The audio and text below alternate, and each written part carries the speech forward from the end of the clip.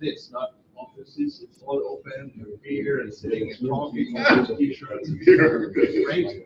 And we would hire 50 more. Wow. So they want to hire people here. There's hardly any people here. I don't know. Blockchain's hard here. I mean, it's $100. Everybody is looking for this. So,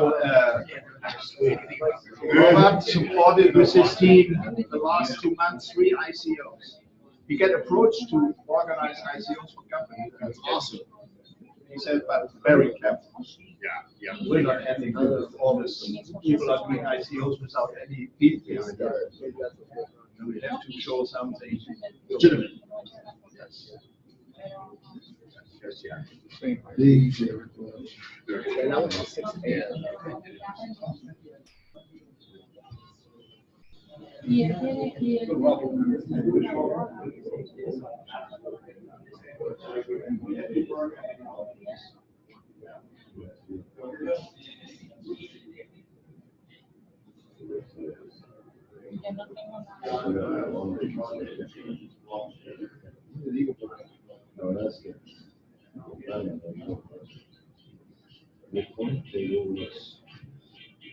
Es un 30% de un solo Bitcoin. No, sí, claro. Entonces,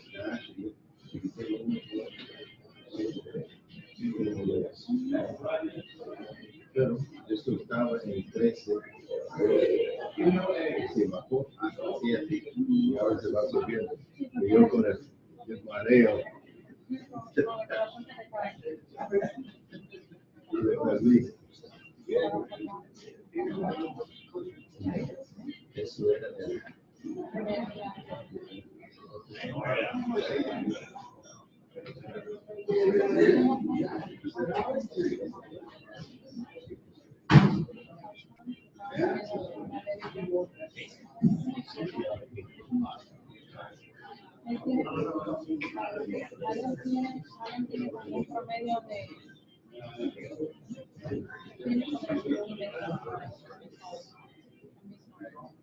¿Y dónde está ubicado eso?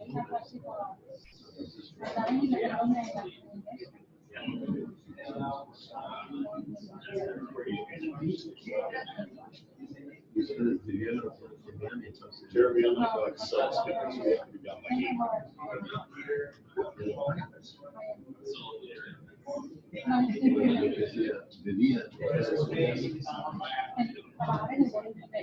Folks, we're going to start right at 6 o'clock. We're going to cover a lot of material. We have 2 hours to do it, so we want to make sure that we can fill in everything that we need to tell you folks. By the way, this is going to be aired live stream, so if you don't want to be on film, just sit in the back seat so you're behind the cameras. Welcome to the Rocket Lounge in Naples. We're really excited to be here. This will be our first time in Collier County, and in order to kick it off right, we're going to let Dieter tell you a little bit more about Rocket Lounge in Naples. Yeah, welcome. You are the first event we are doing here, so we even not have done an official launch. We have the soft launch. And of course, our friends from the crypto team. We have started 6 months ago in our for buyer space, and it has grown out. We have no space anymore. The last event we have to kick out to some of our so-called competitors because we don't have enough shares for more than 100 people. We said, but we build a bigger space in Naples, and we hope you will be our first event. So we have to work a little bit to talk in your communities about what's going on here. So this space is, I think, unique. I think we have find a great space. My 2 partners here, Bart Stoddard and Rob Marshall, joined me here, and we have our nice Yashika in the front. You met her, our space coordinator, and everybody from you is welcome.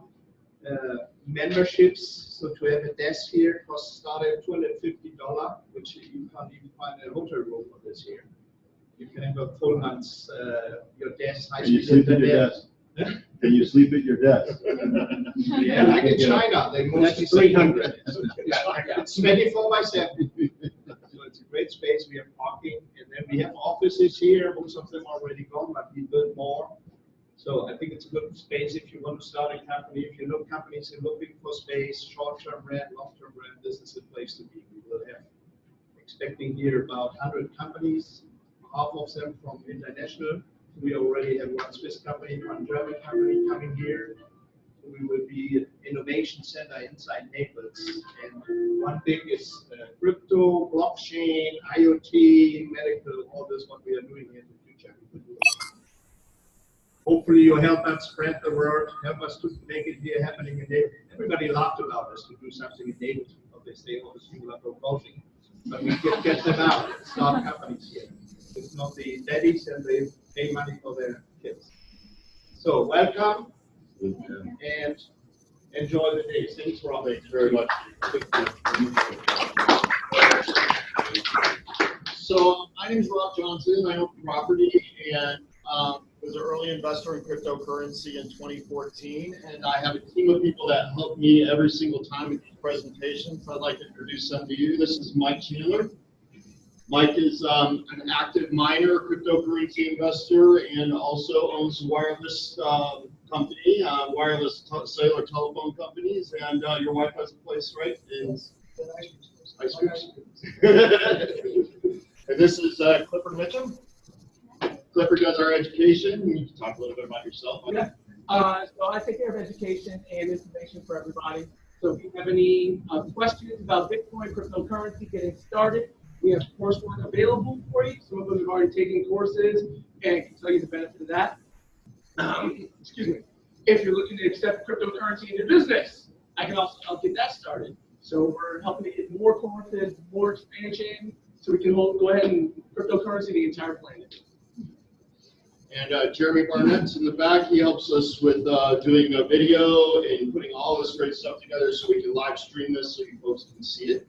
And of course, just people in this room that I know that help us out quite often with other things. Cases over here, he does ICOs, for instance, if you want to learn a little bit more about initial coin offerings, that's the guy to talk to.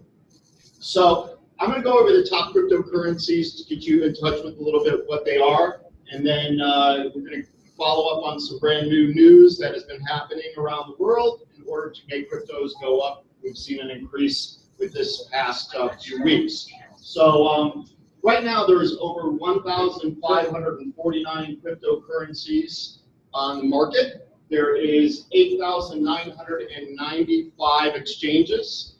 That is up from the about 300 different exchanges from our earlier meeting in February.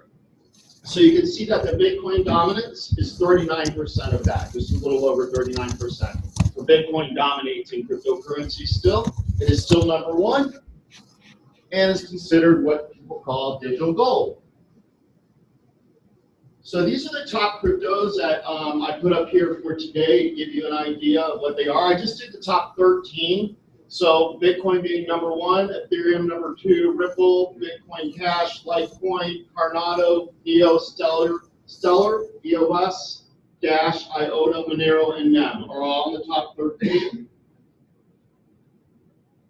Now, by the way, I get all of my information from CoinMarketCap.com, and that is a great place for you to follow all cryptocurrencies. You can download that app into your phone and simply follow all cryptocurrencies every single day. And it'll show you most of them, not all of them entirely, but most of the cryptocurrencies are there. And what that is CoinMarketCap takes all the exchanges that are out there and compiles all that information into one place so you can get one set price for what the coins are. Okay, so Bitcoin being number one. And by the way, we will email you this, so make sure we have your email afterwards if you'd like the PDF for this particular presentation. But Bitcoin Gold actually, or Bitcoin Digital Gold is what it's called. It's number one, and it's actually increased in value. It was down in February, that's why we have the down arrow from 9,126, and now look, it's just jumped all the way back up to what it was almost currently in January. So we have recouped a lot of money because of Bitcoin being, again, accepted through South Korea exchanges. South Korea has reversed this decision on cryptocurrencies, lucky for us, because they're one of the highest purchasers in the world of cryptos. And because of their decision, and their announcement that they're going to go ahead and allow cryptocurrencies, you're seeing that we are seeing a change across the board. We are seeing cryptos rise all the way up, and almost every single one of our cryptos have now increased in value over the past couple weeks. So Bitcoin obviously has a jump, but the Chinese authorities are finally stepping up a crackdown on everything cryptocurrency. They are really looking hardcore at ICOs, so they are really kind of pressing down on cryptocurrency exchanges there, and they're making it very volatile in price range. So that gives you an idea of what's going on with Bitcoin and why we have seen such a change. Now the USA just made a declaration that they are still going to consider Bitcoin a property and not a digital currency. It's considered a property in the US. So in order to be taxed on that, you would be taxed as you would any other such property that you have, like real estate or something like that. So how many people are new to cryptocurrency in the room? Anybody? What do you consider new? What do I consider new? Do you have any It's been cryptos? 3 months, but it feels like it's been 3 years. So yeah, so you're an old schooler. Yeah, I mean, Right. so that's what crypto is, because you know, even if you're brand new to it, you dive deep in it usually, and you get fascinated by it. Is that your pretty much. experience? Yeah. Okay, all right. Yes. When the first Bitcoin show they had in Miami like 7 years ago, and I learned a lot, but at the same time, I knew. I was there at that. You meeting. was there? I was Yeah. there at that conference. Yeah, Yes. I was there with my husband. My nephew is one of that was there with the Bitcoin machine, Ryan Santos. But for me, it's like I told my friend right here that it's like Starting all over. That's okay. That's okay. I was at that particular conference also. Yeah. I met a lot of cool people. I met Vidal Buterin at that meeting from Ethereum, and everything he talked about went way over my head. But I was like, very excited to be there and learned a lot. So one of the best ways to learn. She wanted to buy, but her husband wouldn't let her. Really? Well, He's crying now. He'll change his mind. I'm sure. Because there's a lot of cool new cryptos out there that are very interesting because they are actually being utilized within the economy. So there's a lot more opportunities than ever since that particular meeting. Yeah, for me it was like went over there but really learn the concept of what it is. It's a different story. Right. So Bitcoin was created in 2009. It was created because of the software called blockchain. And most of the cryptocurrencies that you see are utilizing the blockchain to run, except IOTA, which we'll talk a little bit about later. IOTA runs on what's called a Tangle network, and it's a little bit different than blockchain. It's a lot of it different than blockchain, actually. So it's actually one of those ones that we're going to dive into a little later. Ripple actually rose to second this month. Right now it's at $1.12, and it dropped down to 99 cents. But look, way back in November, it was only 21 cents. Okay, so Ripple XRP has had a lot of momentum lately because of the banking institutions are now really considering Ripple as a form of payment within their SWIFT process. So that's the wiring of transferring money. But they have what's called XCurrent, which is a payment processing solution powered by the Interledger Protocol. XRapid, which leverages XRP to lower the liquidity costs of payments in emerging markets. And XVIA is a payments interface available in an API that allows users to send international payments through a bank or payment provider on the Ripple net. All three of these things were not even active back in November, so that's why you see that 21 cents and then the December 25 cents. Now, all of these things are active, and they are being utilized throughout very different emerging markets. One is Western Union is now looking at utilizing XRP. Sending those international transfers of money is really one of those things that Ripple focused on to make it cheap, inexpensive, and fast. So XRapid is really the one that now that Western Union, MoneyGram, and all of those folks are looking to utilize, and they are utilizing it now. Western Union is still in the testing phases. However, MoneyGram has accepted it and is utilizing it.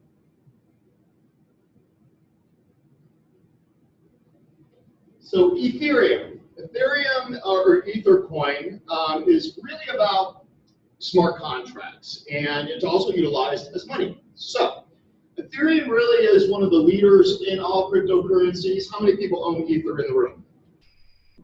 A lot of them. Okay, good. So a lot of you know a little bit about Ethereum, the way it runs, and utilizing it for smart contracts, also to create things like real estate, property exchanges, and many other things that Ethereum is built on. It was created by Vitalik Buterin, gentleman in the left-hand corner up there. He was 19 when he proposed the idea, and he is really actively now in the trying to create a scalable Ethercoin. In order for it to be scalable, it has to run fast, like with American Express, Visa, and all those folks. So that's what they're focusing on. Focusing on that great ability to scale to a higher amount, so it can compete with Visa, American Express, MasterCard, and others. So Ethereum uses Solidity, which is a new language for smart contracts that allows you to design and issue your own cryptocurrency, create a tradable digital token that can be utilized as a currency, a representation of an asset, a virtual share, a proof of membership, or anything at all. These tokens use a standard coin API, so your contract will be automatically compatible with any wallet. Other contract or exchange also using a standard. The total amount of tokens in circulation can be set to a simple fixed amount or fluctuate based on a programmed rule set. So you can build your own tradable token on a fixed supply, a central bank that can issue money, a puzzle-based cryptocurrency. You can build a crowd fund to sell a product, a crowd sale to sell virtual shares in a blockchain organization, an auction of an unlimited amount of items. A virtual organization where members vote on issues, a transparent association based on shareholder voting, your own country with an unchangeable constitution, a better delegated democracy is what it's really doing. And Vitalik is actively now working with Russia to create their own coins, and many other countries that want to create their own virtual currencies, as well as creating tokens for individuals. Now superstars are jumping on board. You're seeing people that are in sports, as well as in movies, and actors that are creating their own tokens so people can invest directly in them, and they can actually build equity and do what they want to do and create the tokens they want to create. So very interesting. So Bitcoin Cash. Bitcoin Cash actually just got adopted by a couple companies that are going to utilize it for mining operations. Some of the higher companies that do mining in the world are based in China, as well as other places in the world that do a lot of crypto mining, would be like Venezuela and things like that. Bitcoin Cash uses 8 megabytes as opposed to 1 megabyte, so it's a lot more scalable. It's considered to be a lot more scalable anyway, which make it faster transactions. Does anybody own Bitcoin Cash in the room? Okay, a few of you. Okay. Why'd you buy it, Michelle? We actually got it because we had Bitcoin on Friday. Okay, so when the split happened, you got it too. Okay, cool. You own something? I did. I got it as an investment coin. Bitcoin Cash, particularly because of its expanded size, has a lot more liquidity and a lot faster transaction processing. So I figured the coin itself would potentially increase, particularly at the split. It started off at $500 and it peaked at like $3,900, $4,000. So I got it at $2,100. So it was a pretty good coin to get. So in November it was at $336, and now it's at $1,518. So it's a pretty good rate of return. Right? So that's the difference between Bitcoin and Bitcoin Cash, by the way. Bitcoin is on 1 megabyte, Bitcoin Cash is on 8 megabytes, so it's a lot more scalable and faster.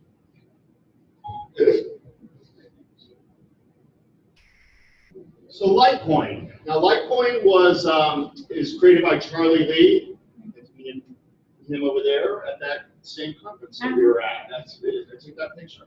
So this is now something really important to note about Charlie Lee, because he was active in creating what's called the Lightning Network. The Lightning Network has been created to allow Bitcoin to be scalable and to run very fast. So he was active very early on in creating that. And rumors are that Charlie Lee was actually the creator of Bitcoin.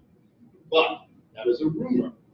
He is really about Litecoin. Litecoin has a circulating supply of 54 million with a maximum supply of 84. So you can see that we're getting pretty high up there in max supply.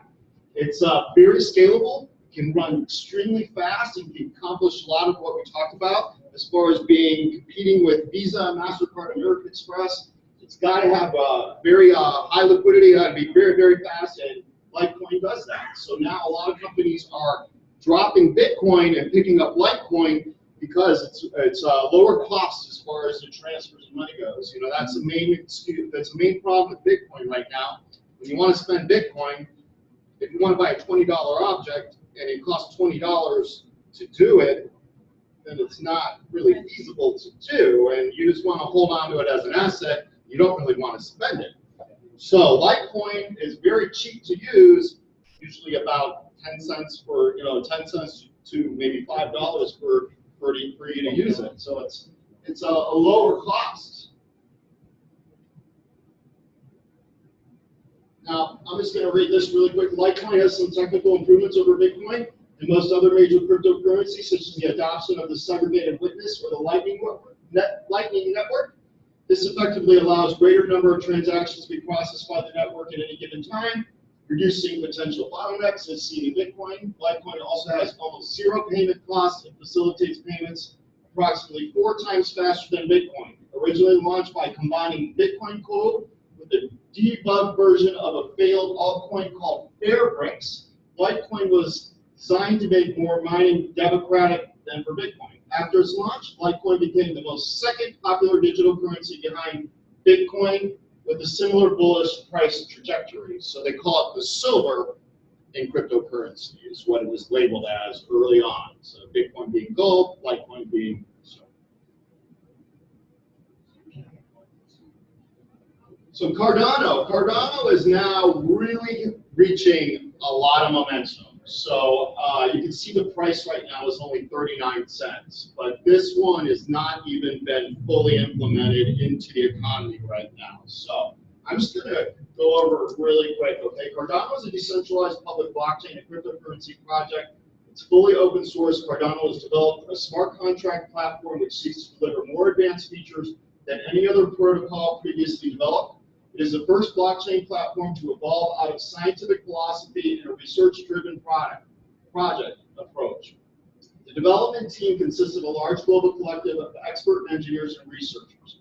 Cardano is home to the ADA or ADA cryptocurrency, which can be used to send and receive digital funds. This digital cash represents the future of money, possibly making possible fast, direct transfers that are guaranteed to be secure through the use of cryptography. Cardano is more than a cryptocurrency, however. It's a technical platform that can be capable of running financial applications currently used every day by individuals, organizations, governments around the world. The platform is being constructed in layers, which gives the system the flexibility to be more easily maintained and allow for upgrades by all soft forks. All the settlement layer that will run ADA is complete. A separate computing layer will be built to handle smart contracts, the digital legal agreements that will underpin future commerce and business. Cardano will also run decentralized applications or dApps, services not controlled by any single party, but instead operate on a blockchain. So how many of you are familiar with dApps? Anybody here?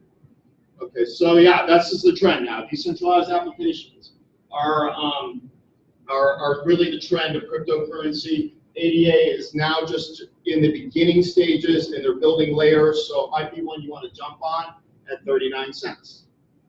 That'd be a good one to get into your portfolio. So Stellar Looms. Does anybody own XLM in the room? Okay, a bunch of them. Why did you buy XLM?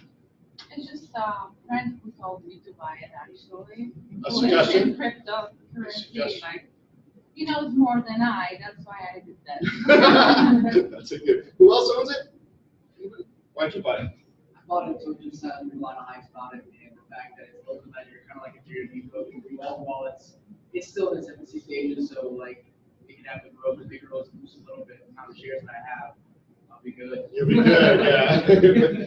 Everybody has a set amount in their mind when they buy these things. They're like, oh, okay, if I go to $10, I can retire, you know, or something like that. So, yeah, so Stellar is Stellar is a distributed hybrid blockchain that is fully open source. It is an infrastructure that exists to facilitate cross-asset transfers of value, including payments. With just one integration into the Stellar network, you will join an open global financial network where all actors, be they people, payment networks, or banks, have equal access and economic participation. A decentralized network consists of peers that can run independently of each other, empowered to transmit information and distribute it among the network of servers instead of being driven by one primary source. This means that the Stellar network does not depend on any single entity. The idea is to have many independent servers participate in the Stellar network as possible, so the network will still run successfully even if some servers fail.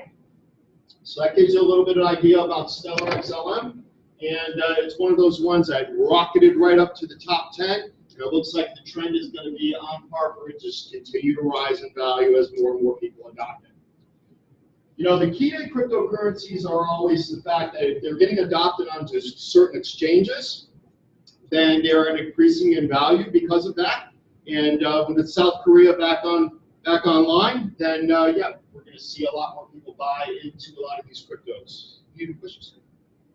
Well, yeah, just to ask what you think of this. I read the manifesto, decentralization manifesto of crypto's product development, whatever you want to call it. It was very interesting because the thing that jumps out at you when in your previous slide, when it says every peer, every participant has an equity or equitable or equal place in the whole thing. That's sort of a standard, or a standard in the sense that it's a goal, criteria for us, for the people that advocate a strong decentralization system. Anyway, what was interesting to me was it says anything. It means anything. It could be you or it could be a refrigerator. And now, which is interesting to me when I saw it up here and I said, I could put my refrigerator on this thing and have it start making money for me to pay for the casing. That's it. I mean, you know, it's not a buddy. It's not a person. I mean, technically, you know, you could attach your central AC, this, and your AC is attached to that, and the money that is made because of your power. Yeah. I mean, you know, what I want to know is, have I lost my mind, or is this something? Fits this? No, you're exactly right. That is the whole trend, actually, and you know that is a focus of IOTA. You know, IOTA, the Internet of Things. So, you know, their whole focus is to monetize everything in your homes.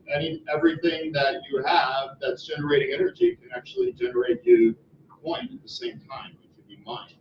So IOTA works in several different ways. So we'll talk about that later. But yeah, you're right on the mark. So I want to just go over NeoCoin because NeoCoin is one of those ones that was formerly called Ant Shares. And we went over Ethereum earlier, and Neo is considered the Chinese Ethereum. So same thing. It's like built with smart contracts in mind. However, they definitely say that they are much better than Ethercoin or Ethereum. And it's called a transparent and fair world. In this new smart economy, a paradigm shift from the Internet of Information to an Internet of Value is taking place. This will allow for seamless integration of traditional economy and digital economy, facilitating free flow of all assets. Exchange of value and economic activities are provided in a trustless mode. The rules, policies, and organization of traditional society will be rightfully transparent and fair. This is the Internet of Order and the ultimate goal of the Neo Smart Economy. So consider adding Neo to your portfolio because it is one of those ones that will continuously increase in value. And we were at $123.83, but just back a few months ago in August, we were at $38.76. So that would show you how much money you could have actually generated by jumping on Neo early. But Neo had a kind of like, it was way increasing in value and then leveled off when the Chinese did the crackdown on their ICOs and other exchanges, and even they went after the miners, and so that kind of leveled off, and now it's up on upward trend again because we're seeing that China's coming to its senses and realizing there's a lot of value in crypto. They just really want to make sure that they are first, and of course China's talking about creating its own coin too, so we'll see what happens there. So EOS is jumped way up in value and really kind of came out of nowhere, and now is at the about $10 figure right now. And it's a software that introduces blockchain architecture designed to enable vertical and horizontal scaling of decentralized applications. This is achieved through an operating system like Construct, upon which applications can be built. The software provides accounts, authentication, databases, asynchronous communication, and scheduling of applications across multiple CPU cores and/or clusters. The resulting technology is a blockchain architecture that has potentially to scale to millions of transactions per second, eliminates user fees, and allows for quick and easy deployment of decentralized applications. So they have put everything in place. Dawn 2.0 is what it was called. It's still in its early alpha stages. So you can actually see EOS, this $10 figure, kind of mirroring what we just saw with NEO, and jumping up into the hundreds and hundreds of dollars. So this is one of those things you might want to consider adding also.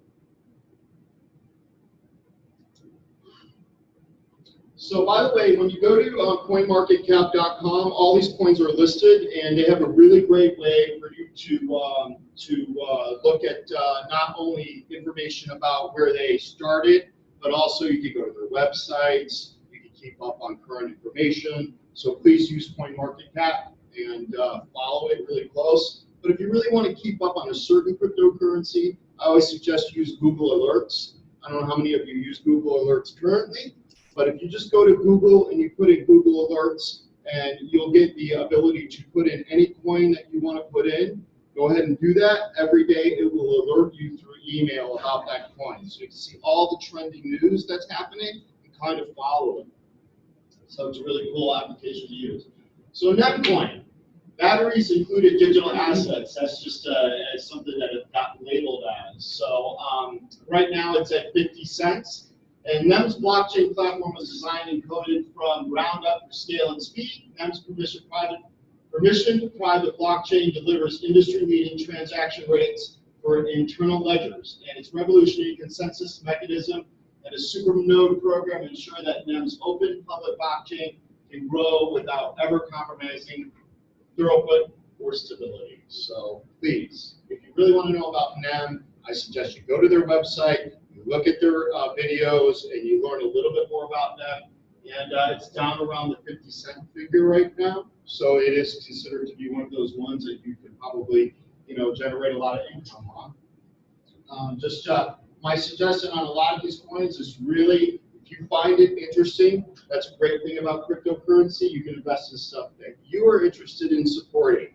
So that isn't something that is normally, like stocks and bonds. So if you want to invest in somebody's stock, you're interested in the company. Let's say you like Elon Musk and you like where he's going with Tesla, and you want to invest in Tesla because you like what he's doing. This is the exact same thing you want to do with cryptocurrency. You want to look at what they're doing, find it interesting, get behind what they're doing, and then invest. So I'm just going to go over IOTA coin a little bit because we are really here with Dieter and his home at the Rocket Lounge, but Dieter is highly active with the IOTA folks. And Dieter, I'm just gonna steal you for 1 minute, okay, if you don't mind. I just want you to give us, because Dieter just got back from Berlin, and he got in touch with the IOTA. We were really lucky as a meetup group because they came to us back in October and November, and they were at 48 cents. Now they're at $2, so just started. Yeah. So I don't know if you know, I just was in Berlin at the headquarters, and there are 3 big influential groups at the headquarters in Berlin. Where, by the way, it all started. It's the IOTA Foundation. It's the headquarters there. It was guy like Dominic Shearer, who's about 25. He just signed up in a 2-week trip, city of Taipei and Tokyo. They all built their smart city projects on Tangle. So we have a call next week with the smart city group of Orlando and try to bring us in.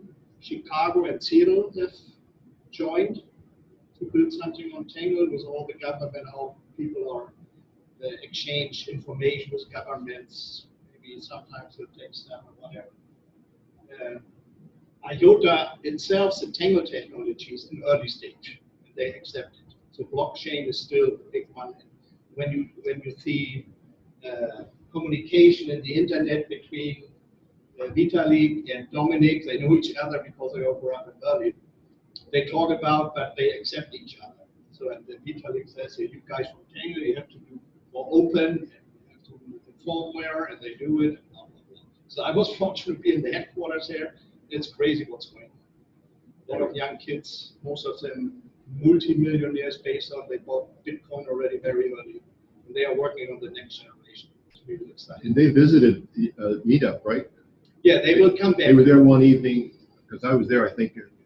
So the guy who has been here, when you remember, Yeah. was a Nakamoto. Nakamoto, That's yeah. Robert and his team. They built a peak platform on top of Tangle, but they also engage in blockchain with Ethereum. And they have been acquired. It was more or less a joint venture from the publicly traded company called Advanced Blockchain AG out of Berlin. And they formed joint venture. And so you are the first who hear the announcement. They decided they put their US headquarters here at the Rocket Lounge in Naples. So they will come back in March. And we will then announce it official.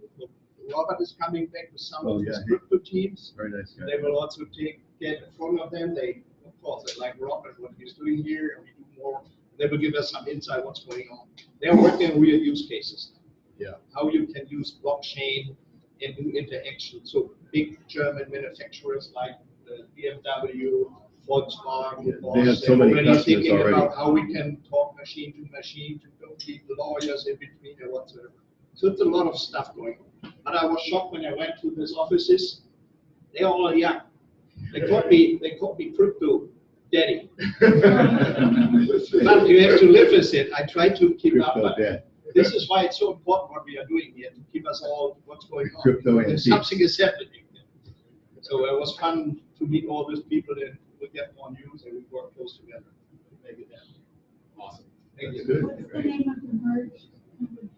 Advanced Blockchain AG. They were absorbed under advanced blockchain. So they use the peak platform is still. Yeah.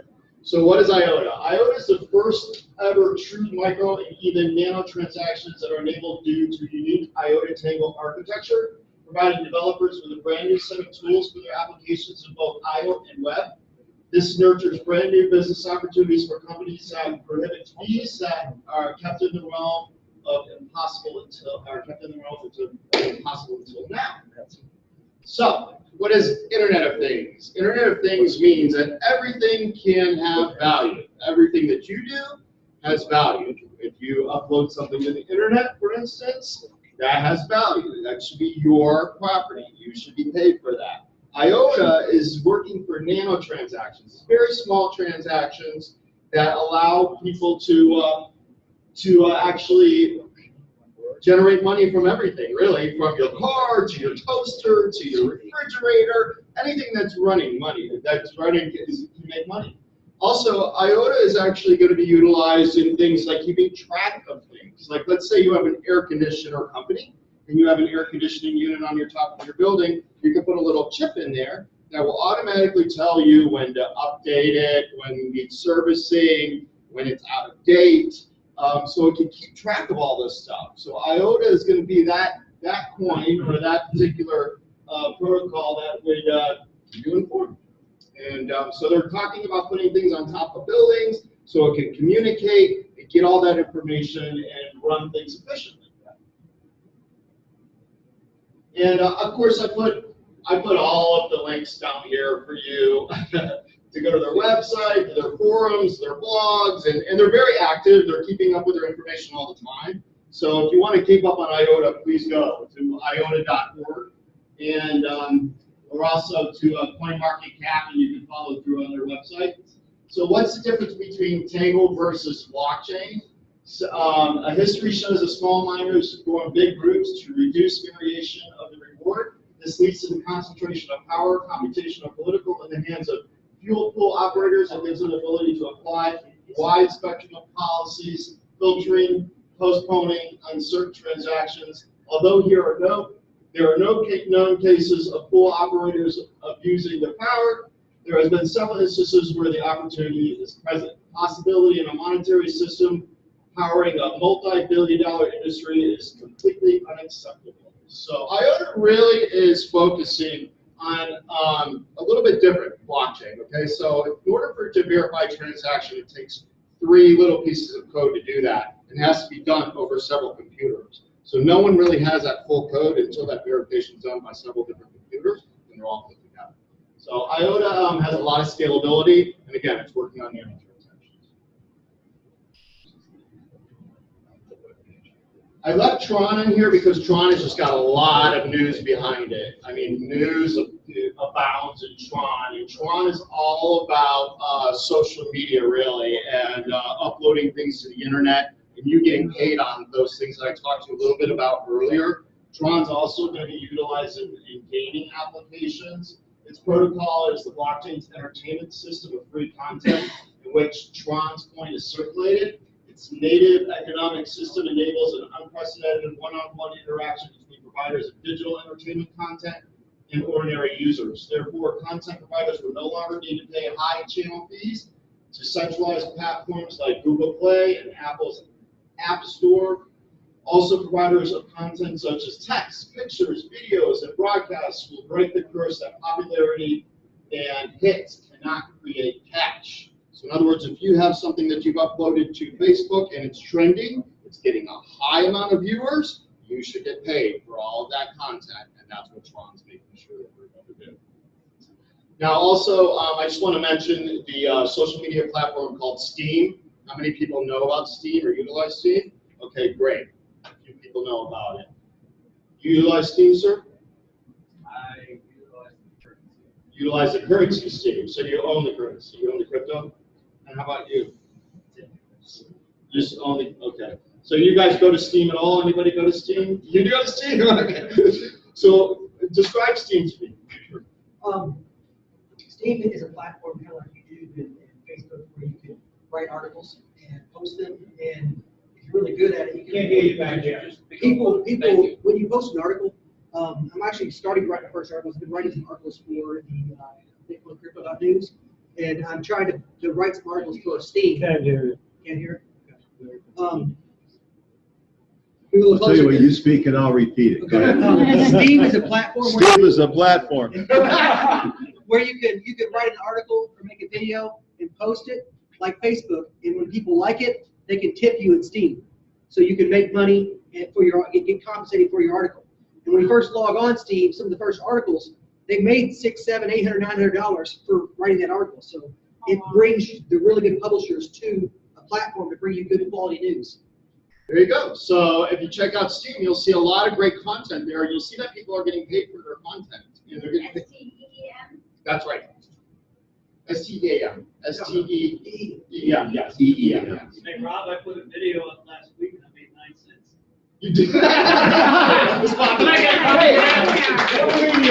going to subscribe to your channel. In 10 years, you'll get $1 million.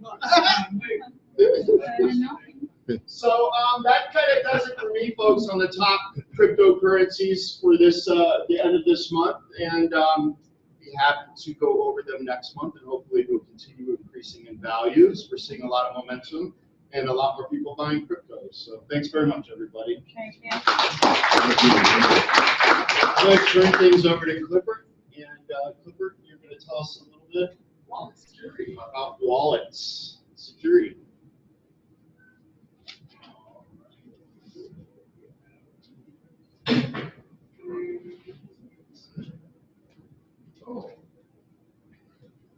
All right, so everybody excited? We learned a lot of information on the top 10 cryptocurrencies. Actually, I gave a couple bonus of 13 there. But one of the big things you hear about in cryptocurrencies, hacks. Oh my God, I lost everything. This guy stole all that. So there's a couple ways that you can make sure that your coins and your finances stay protected. First and foremost, what steps can be taken? The number one step is do not keep all your eggs in one basket. Cryptocurrencies, you're allowed to have multiple access locations where you hold them and multiple locations where they are being held. Don't keep them all in one place. That's the main thing for everything. And each application has what's referred to as a private key. It's something that's over and above just the standard password. It actually gives full access to that wallet or that location that's holding those funds. So you want to keep that protected. Now, there is no foolproof way. I cannot tell you 100% of the time you are guaranteed, because a lot of this software is created by people that are outside of our control. But as long as you're doing everything you can within your control, things will be protected.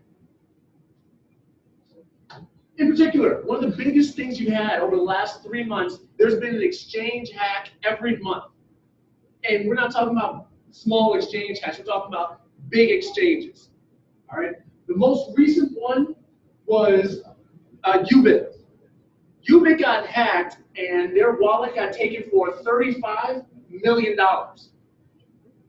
This exchange is actually in Seoul, Korea. Why should something that happens in Seoul, Korea affect us here in the United States? Because cryptocurrency covers the entire planet. It is largely accepted and embraced throughout Asia. They see Bitcoin equal and on par with cash. To them, it's the same thing. To here, it's property. Just like if you had a gold coin or a silver coin, something that's collectible. It's not looked at the same way. So because they've embraced that so completely, what happens there reverberates throughout the whole market. And when Ubit got hacked, that should cause a 20% dip in cryptocurrencies. Now, for many of us that are just getting in, particularly those only in a couple months, a 20% dip, my heart skips a beat. All right, people see, oh my God, all my money's gone. No, slow down. Once you get your feet under you and you get comfortable riding the waves and the volatility of cryptocurrency, you see 20% off, get some more. I'm going to go ahead and buy it up, particularly with this last dip. Just a couple months ago, Bitcoin was at 20,000. It dropped as low as 7,800. 7,800 was its low point. It goes back up to 20,000. I'm ready to go. My personal portfolio dropped about 80% of this, just so you know, and I still hodled through, kept on going because I know it's going to rebound. In particular, another big exchange, and this one just happened about 2 weeks ago, was CoinCheck. They did not secure the wallets that they had on their exchange itself. They got taken for $530 million worth of Nemcoin. All right? That's fine. Now I'm going to go into that, right? They actually let off the dip that we just went through. Because after this happened, the exchanges in Korea all got their accounts frozen. So it put ice on everything. Anybody that had funds on their account, as you noted, if you kept all your funds in that account, you have no access. And we're never sure if they're truly going to open up again. There was an exchange in the earlier days of Bitcoin called Mt. Gox. That was almost 3 billion, something to that effect. Ridiculous amount of money, and that was just gone. Nobody got any access to those accounts again. And nobody went to jail on that, so it's kind of fun. Some of you got in trouble with it, didn't actually. And apologize. Yeah. They did apologize, but That was called Magic Gathering Online Exchange. Very reputable. yeah, exactly. Very right. So now, what protections can you take? We just covered RC. The thing about that is these are exchanges. When you're dealing with an exchange, it does give you a wallet. And for many of us just starting out, that's the first wallet that we get. However, we only want to keep funds we are trading with in the exchange wallet. First and foremost. If somebody starts off with, say, $1,000, turns that $1,000 into $10,000, but they're still only trading with $1,000. Move $9,000 off. Because the exchanges, if they get frozen, they disconnect you to your funds. The exchange itself isn't necessarily taking your money or spending it, but it's caught. It's just not going anywhere. It's stuck on ice. So you move off your funds, sure. Is there a wallet that holds like all of the top coins? There's no single wallet that holds every coin. Now, you can get most of the top coins, but as people get developed, they get some left field coins that they want to hold on to, and a lot of those don't have wallets. Coinami and Jax are two of the most popular multi-coin wallets, though. So if you check those out, Coinami handles, I think, 90 some odd coins. Jax handles, I want to say, in the 30s, somewhere in that range. I don't remember the number off the top of my head. But they'll handle multiple coins in one wallet. So that way you can have them in one location you can look at. The thing about wallets is, if you held a wallet for each individual coin, each wallet could be 30 and 40 gigabytes. So a lot of people don't have enough space on their computer to hold that many coins or that many different wallets. So a multi-coin wallet adds a whole level of flexibility. All right, so the other thing is, Question? oh, sure. I've heard that if you move your wallet off the internet, it's safer. Yes, but to access it, you have to move it back on the internet. So there's always going to be some point of exposure, and that's why I mean you can't keep it 100% foolproof. Many cases, what you can do if you have multiple wallets like that is open the wallet initially. If you go into the file program itself, you can get the wallet file, and that'll be essentially the seed. So when you reopen that wallet, put it back on the internet, it'll re-download all the connections and get your funds back to you. The main hang-up with that is it can take days for some large coins for that wallet to truly sync up. Some of them will sync up in hours. Other ones, I know one guy was online for 8 days before it synced up enough where he could actually access his funds. That is a way to do that. Another easier way is getting a cold storage wallet like Treasure or Nano, or excuse me, Treasure or Ledger. They have one called Ledger Nano. But using those wallets will take them offline, and that way you can hold those funds, keep it in cold storage, and then reconnect them to the internet when you're ready to access it. But just whichever one, depending on your level of comfort, is one to work with. The most secure thing is just holding that one wallet file. A little bit easier, but not as cumbersome. We'll be getting something like a Treasure or Ledger wallet. So another way to insulate yourself is use multiple exchanges. All right, many of these coins are available on multiple exchanges. So this helps you not put all your eggs in one basket. Plus, it gives you other access points in other areas you can go ahead and do trading in. Starting off, generally it's Coinbase, and that's fine. But as you get more advanced, you'll end up getting on other exchanges because even Coinbase only has 4 cryptocurrencies on it. It's referred to as a closed exchange. While as something like a Binance has, I want to say, like about 500 different cryptocurrencies. That's something I can get into. Sure. The exchange, when you buy and sell a crypto, the fees, are they set from the currency or from the exchange? Both. The fees that are set whenever you're doing a transaction occur for doing a transaction through the exchange and doing the transaction across the network. That's referred to as gas. For anything vehicle to run, it has to have gas under that. So now what you did see, particularly in December and November, is the gas on Bitcoin was tremendous. I did a transaction before I realized what was going on, and it was a $250 transaction. There was so much congestion in the traffic around the coin that the transaction failed, and it cost me 20%. It cost me $40 to even attempt the transaction. So I lost $40 in gas, got my funds back, but I was lighter for that because of it. But the exchange has a portion of that transaction. The currency itself has a portion of that transaction. And the gas that's connected to that currency, that coin, is what will fluctuate a bit. In particular, when I'm on an exchange, I'm generally not even using Bitcoin. I'm using Ethereum or Litecoin or something that works faster to go on that, and I'll have my Bitcoin as my hold coin, or if I have to do a large purchase. Because supposedly Litecoin has less fees, correct? Correct. So, but if you're on Coinbase, and Coinbase charges whatever their fee is, and you have Litecoin on Binance, and whatever their fee is, it's different, right? Or could be. It generally is different because Coinbase is essentially the lobby and it enters the world of cryptocurrency. And just to enter that world, it has its own fee associated with that. So it'll be like $3 or $4. Whereas once you get on an exchange to do a transaction, it can be like 3 cents or 1/10 of a cent. All right, so once you actually get in the world, you're good. Coinbase basically lets you get, is paying for your ticket. Then once you're in your ticket, you can get funnel cakes and everything else is a fun, wonderful carnival of cryptocurrency. All right, so from there, on top of that, use various passwords. A lot of people, just for ease, use the same password at every exchange they go through. If a person's account gets hacked and they have that one password, they now have all your passwords.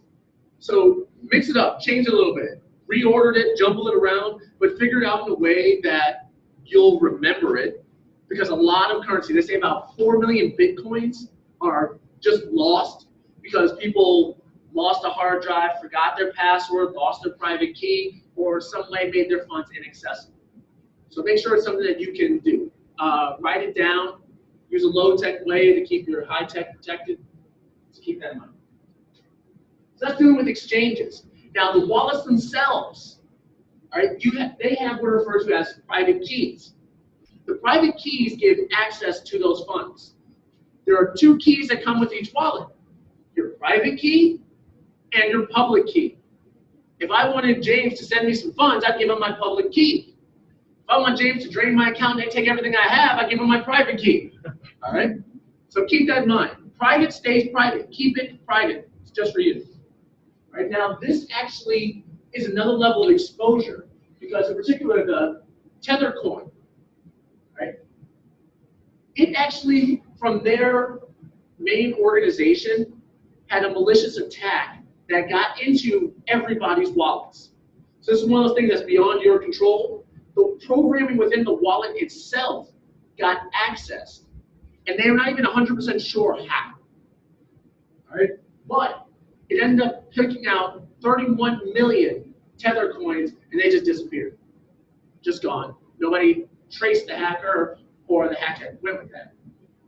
When we say the word disappeared, is this a net zero game where the person who was successful at causing it to disappear actually now has that 31 million? Yeah. Or is it in fact gone? Yeah, somebody has it.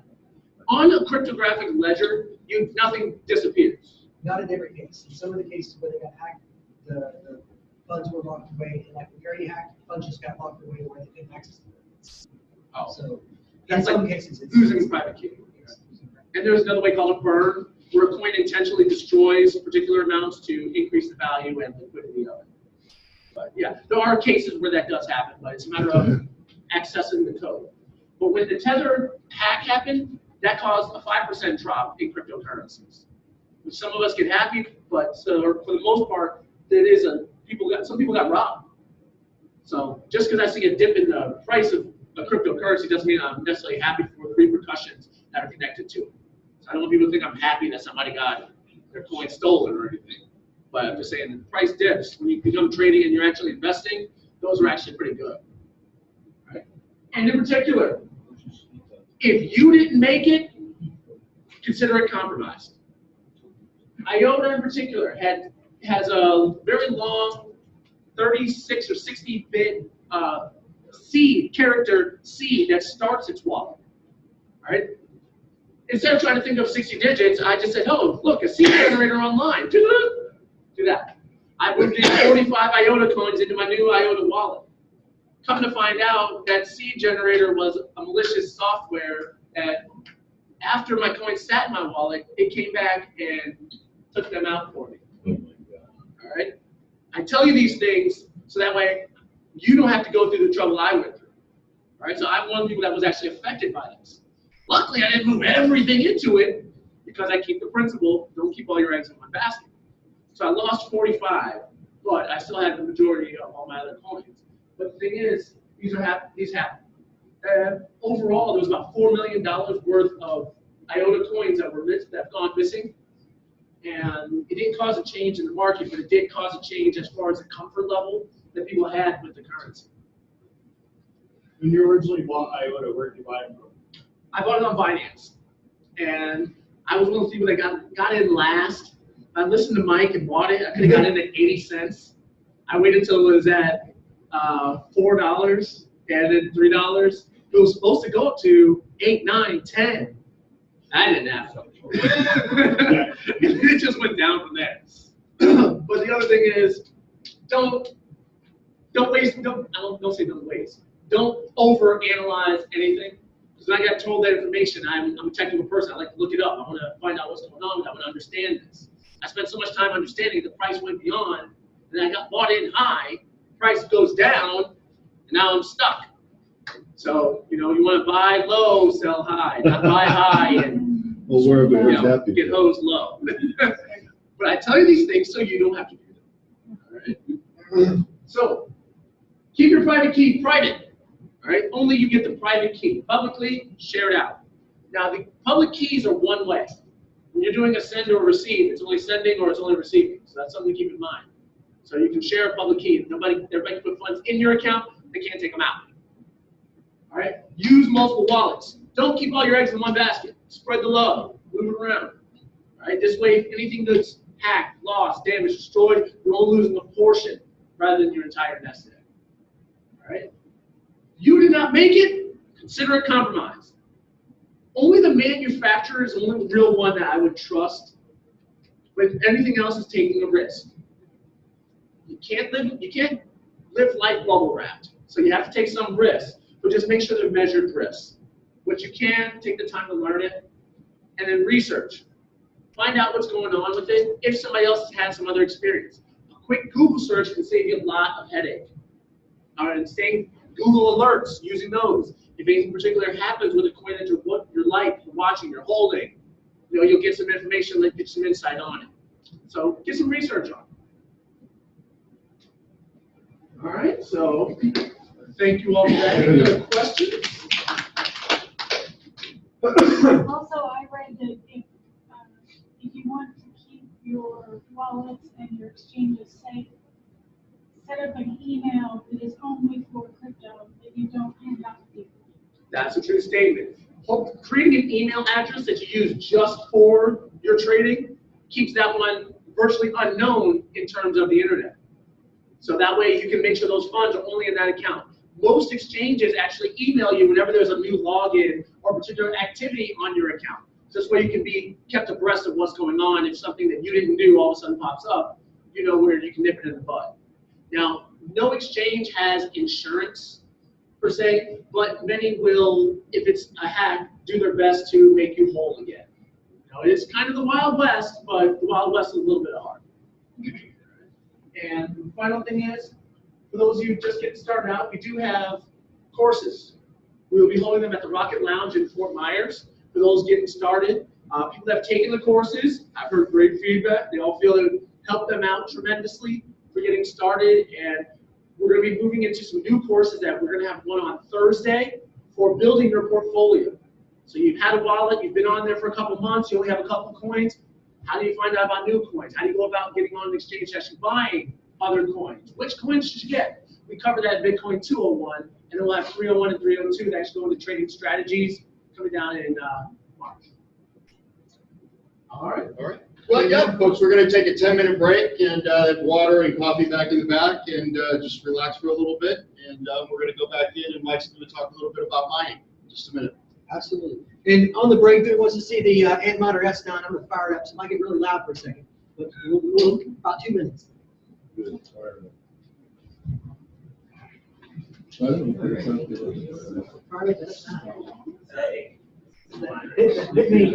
Bitcoin. I want to see it fired up. Right now we have an established class. This is what it's hard to get.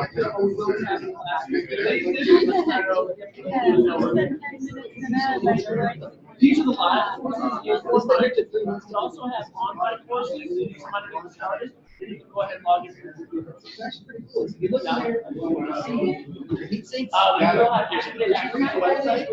teach you what those tools. I think it's fine. I got it. We're going to get you that.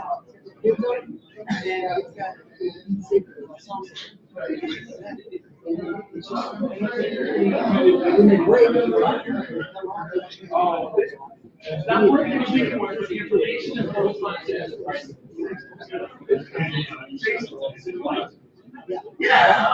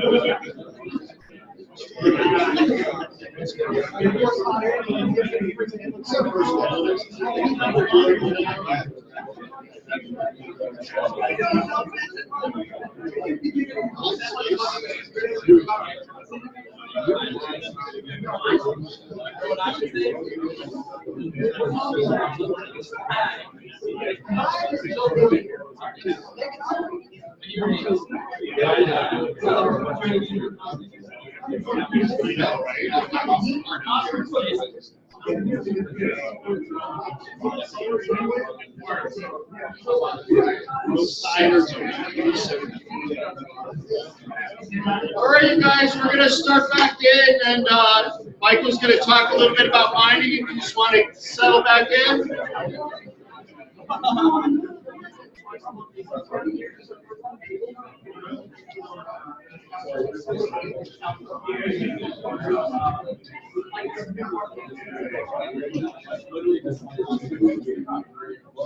Maybe we can chat with each other. One part of this whole world that I haven't paid much attention to is how the mining actually works. You kind of get it. You just hear about the great potential consumption, being all centralized out in China. You figure that it's just people that already got to it early.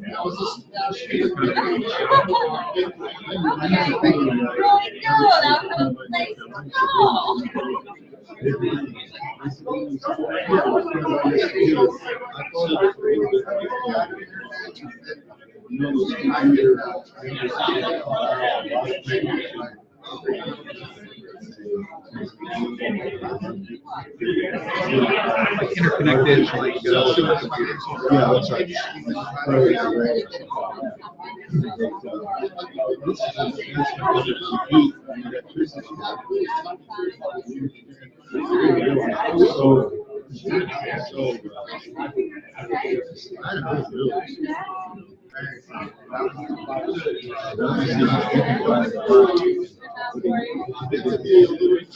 That's the way to create it. So if you're trying to really grow your portfolio, you can figure that out. It's gotta be better than, knock it on the gross 100 or 2 out of a couple of weeks and trying to Yeah. So you need to feel very flexible. If you got, there's no way I'd be able to build it. If you can build them, say, okay, every member of the rocket lounge can do this thing.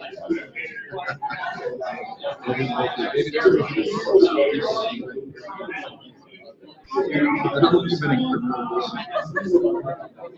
I have sort of cheated. I've been only recently.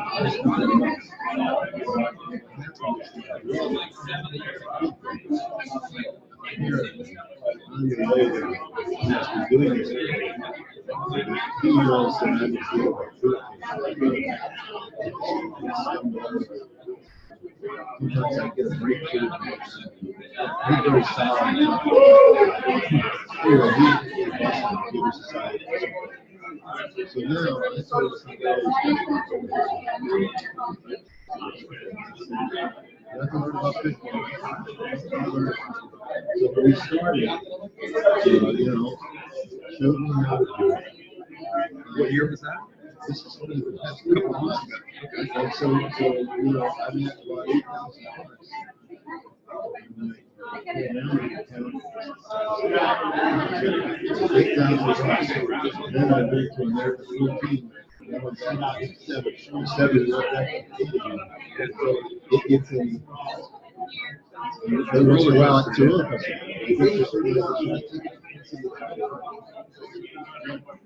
So he's got to be that age and it's good age.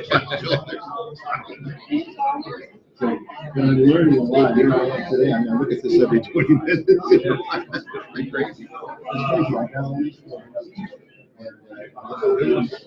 yeah, I think I got some good advice. I gave some class with Cliff. She gave me some good advice. if you can hold it for another year, I mean, I think that I've been paying attention since it kind of was like in the back of my mind for a couple of years, but I never really I did a little research. Yeah, but you didn't buy it. Yeah. I almost dove in too much. When it hits $100. So if anybody wanted the PDF sent to them, please, It's so complicated of a process between wallets and everything. All right, everybody, let's start it. It seems so, Hello. Hello. 6, 7 take a really close look at this. This is a little bit more. my ex-wife says, where's the headquarters, Nigeria?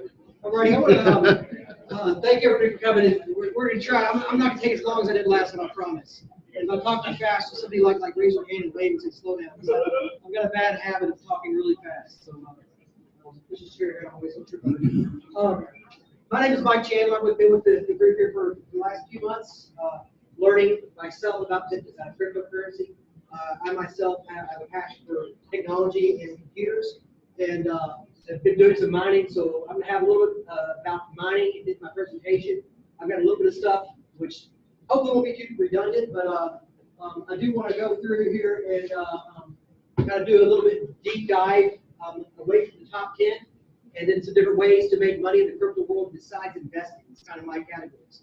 So real quick, I want to start saying this at the beginning of every event, a little disclaimer. We are not financial advisors.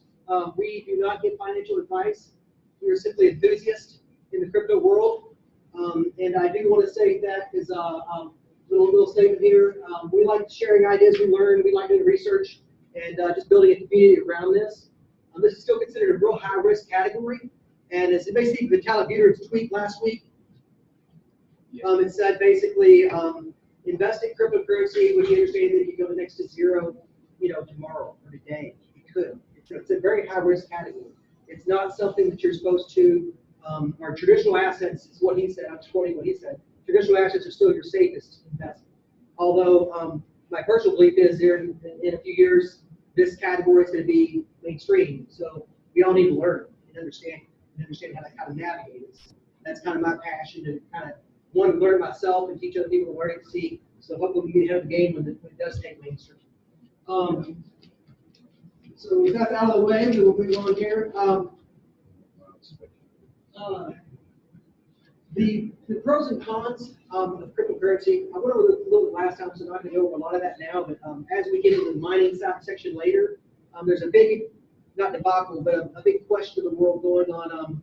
Is this cryptocurrency going to continue to be mined like the way they are now, or are the proof of stake algorithms going to come and be the top leaders, which some coins are using now also? Ethereum is one of them that's going to be going to proof of stake. So we'll get a little deeper into that later. Got a little of that earlier. Not going to dive too much of the stuff that's kind of redundant in here, but last month we did for our last meeting in Estero, or Fort Myers, we did a portfolio. So I'm going to start this as my presentation, just give a tracking portfolio. We took some coins just thrown out of the air from the group last week, and I'm going to present this every meeting to see the progress on it.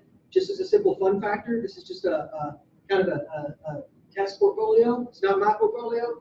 It's some coins that we all got thrown out here. So far, we're not doing really well. If you look at the thing here, we put an example of 10 coins that were mentioned, and we put $1,000 in each coin starting January 1st.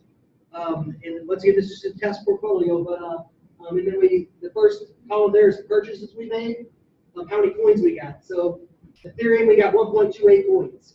And going on to the line, Bitcoin, we got 169,000 coins. The price January 1st, and then the end of the month, January 1st.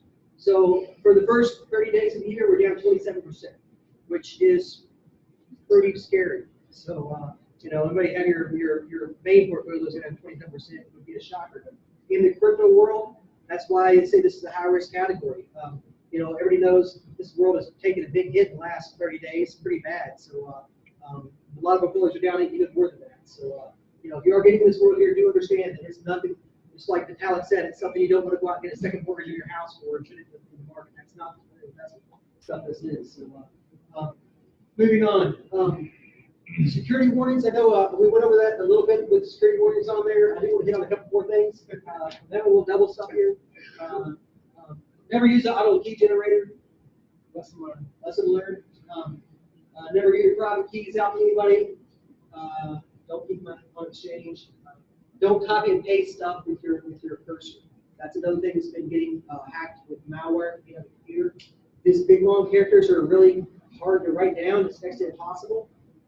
They're giving recommendations. If you do copy and paste them, leave off a character or two characters or whatever, and then manually type them at the end, because there's a lot of malware out there that is in the world. Anytime you download a free program, and the reason they give away free is because they have stuff on there to capture data and see if they can use it. And that's called malware.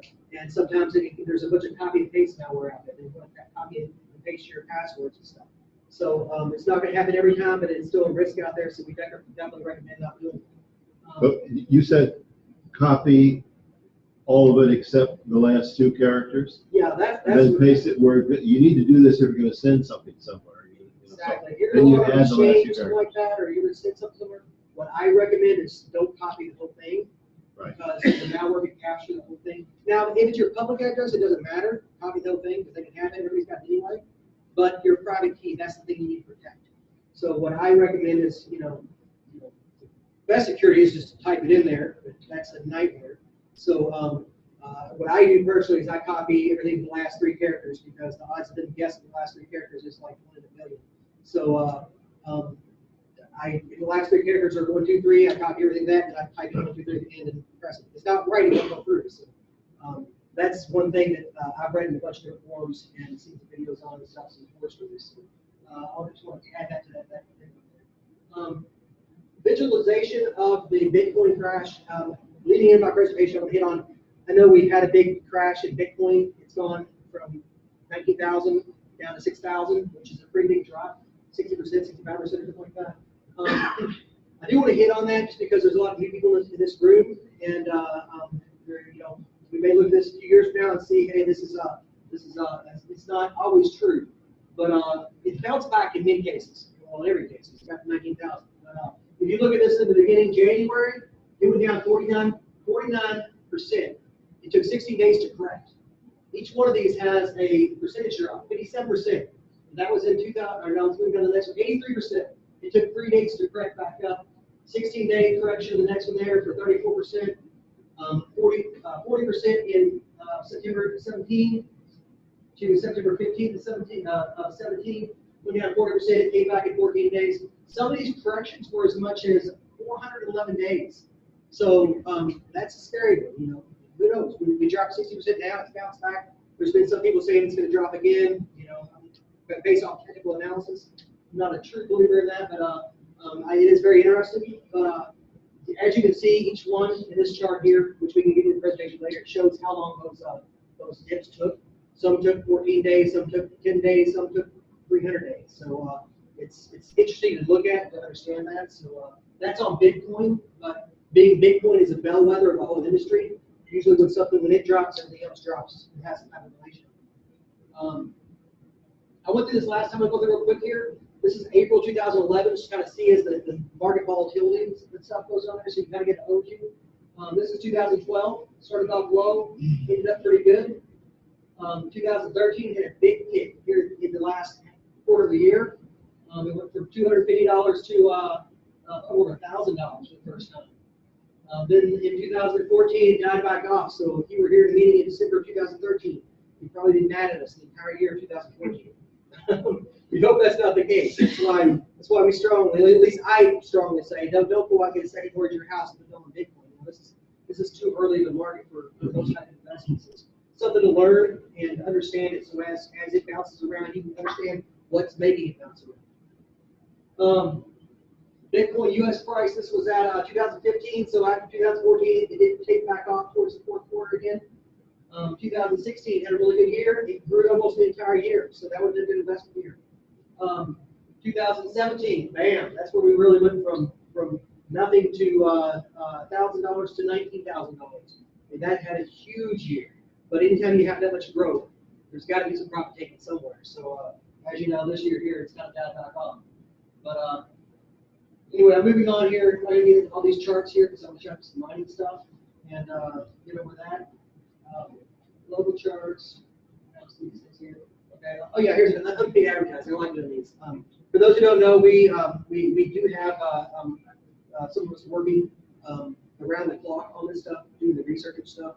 And those lunchtime pieces are very expensive. So if you'd like to support us, you can go to our website and buy some shirts. Jeremy's so glad to put up for us on there. It helps support the industry as a whole. Try to let people in the community know what it is. It's on our website, BitcoinCrypto.News. So get on that real quick. I tried to do this last time and I skipped over it, but linear versus logarithmic. I have a hard time saying that word for some reason. Those are two different types of scales. And the point of that is if you go into the scales themselves, I'm going to try to do that. Here.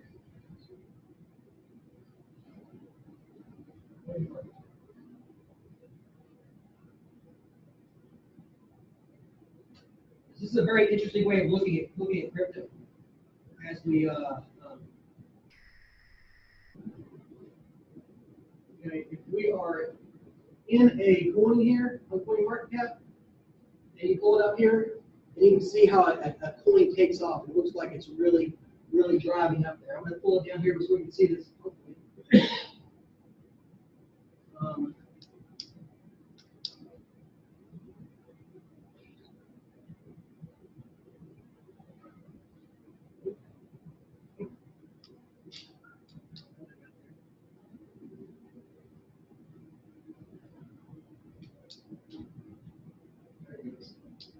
Okay, down here, if you look at this chart here, the chart looks pretty scary. It's really had some straight growth on there. So as you look at these, look at the, does anyone know about the logarithmic scales and how that works on there? It's just a different way of looking at charts. Down here, one good thing about market cap, down here at the bottom, you click on the log scale, it's a totally different chart. What that chart does is actually measures the percentage gain. Because if you have a 10% gain from $1, that's 10 cents. So that's gonna measure a very small dip on 1,000 or 19,000 point scale. Well, if you're at $10,000 and it goes up 10%, that's a 10,000, or excuse me, that's a 1,000 point jump. So that's gonna look like a whole bunch. In reality, if you have money in the game, the 10% move is a 10% move. So it's a good way of looking at it, to where you kind of scale off. Oh, is Bitcoin too big? It's gone way up here. Is it too big to invest in? It's still a percentage base. So if you look at this here, that's the market cap and the percentage on there. You can see how the percentages grow based off the percentage increase. And I hope I explained that. Any questions on that? I have no idea. Did you make these charts, or is this something that you pulled from? I wish I made these charts, but no, this is a good question. This is on CoinMarketCap, which is one of the more popular sites, and it's the same charts on Bolster, E-Trade, things like that. Most of them have logarithmic scales on there, but it's just a different visualization of charts, because right now when Bitcoin moves 20% at $10,000, that chart goes up quite a bit compared to a year ago when it moved 20%. So when you look at that chart over the time span, and in 2012 it went up 100%. Well, you zoom out for the whole year, you can't even see that move on the chart, because it was a 100 point move versus now 100 point move is that's a 10%. That's nothing whatsoever. So it's just a good way to kind of look at the investment on a dollar basis. So it's just food for thought as you're looking at this stuff and as you're researching this stuff. Different way to look at charts. So I plant that seed there and see what we can do with it. All right. Going back to my other slide. All right. Percentage of capitalization. I think I got this here. Yeah. Okay. Now I showed this with this chart last time. This is another way that we can kind of understand what's going on in our world of cryptocurrency, and we can, as we decide whether we're going to start mining, which I'm kind of doing now, is seeing where's the opportunity to make money out of this industry? Is it the investment? Is it the mining? It really, I want to understand what's going on.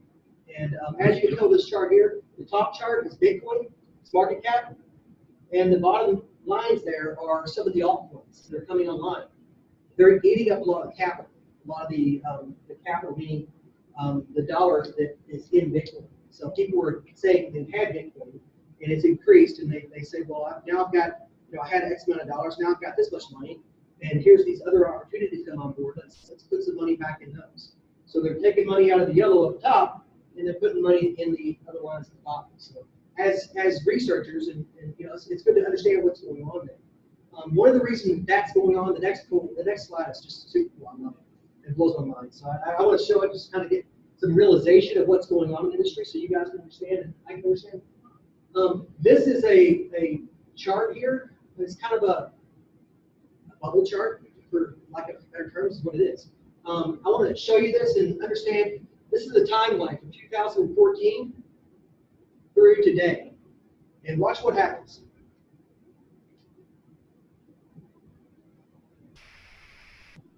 So 2014, January, February, we start to have some stuff come on. This is stateless, so they don't know where they are at. Start to have some coins. These are actually ICOs being raised. This is money being raised. So we get into this is September, end of the year, Ethereum comes on, raised $19 million. Then it goes up, and Ethereum's in Europe, so that's where it's from. The blue is Europe. Orange is North America, green is Asia, South America, Middle East. Those different dots, colors represent different things.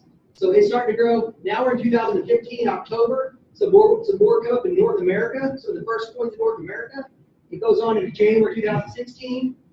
People start to understand what Ethereum is. They're starting to launch their own coins. So as the own coins come on there, and then boom, the Dow pops up. Raises $168 million. We'll talk about that here in a minute. But that was a big ICO there. We'll get into that. As you start to see them come on in January, they start to really blossom.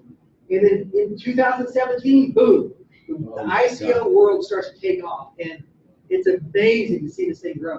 So just in the last few months, look at all these things. We've got Filecoin, Terzos, Ezos, Paragon, Dow, Bancor, Qcash, Kyber Networks. It's like bacteria. It's growing like crazy. So as this stuff jumps up, you need to understand what it is and where it's coming from. And that's kind of what we do in the background. We go to these coins, go to the websites, look and see who are they with, who are they on. What I love doing is really trying to dig down and see, well, is this somebody that's sitting in their college dorm room pressing buttons? To make a coin's not hard. I make my own coin. It's not on the market yet, but it's trying to be. I'm trying to get to the market. So it's the yogurt mountain coin. But I'm trying to figure out how to make it work. But the coins on here, we'll dig down and look at a coin and look at the actual people behind it. And then you can go to their Facebook, go to their Twitter, go to their Reddit, go to their Telegram accounts, and actually see, are they there? Are they busy at work? Are they out on a boat fishing somewhere? And what you'll see in a lot of times, there's a lot of coins, and this is what Facebook's jumping online and banning it from, because there's a lot of coins out there that have raised $10, $20, $30 million, and you go to find their founders, and you don't hear a word from them. You don't know what they're doing. They're not posting. I'm at work. I'm working on this code. So you gotta watch out there, because if I'm watching a coin, I'm watching a coin. But if I'm bragging about, if I'm raising money and taking investors' money on, I guarantee you I'm going to be giving updates, giving milestones, and showing what we're doing, and showing that we're working hard for your money. And that's what the idea of the research is trying to understand, are those coins actually working? So that as you look around and try to look at that stuff and see, are these, don't go off hype. I make YouTube videos, and we've got YouTube videos on our site there. And it is so easy for me to go on there and find a coin that's worth nothing, and make a YouTube video of it, which has other people make YouTube videos of it.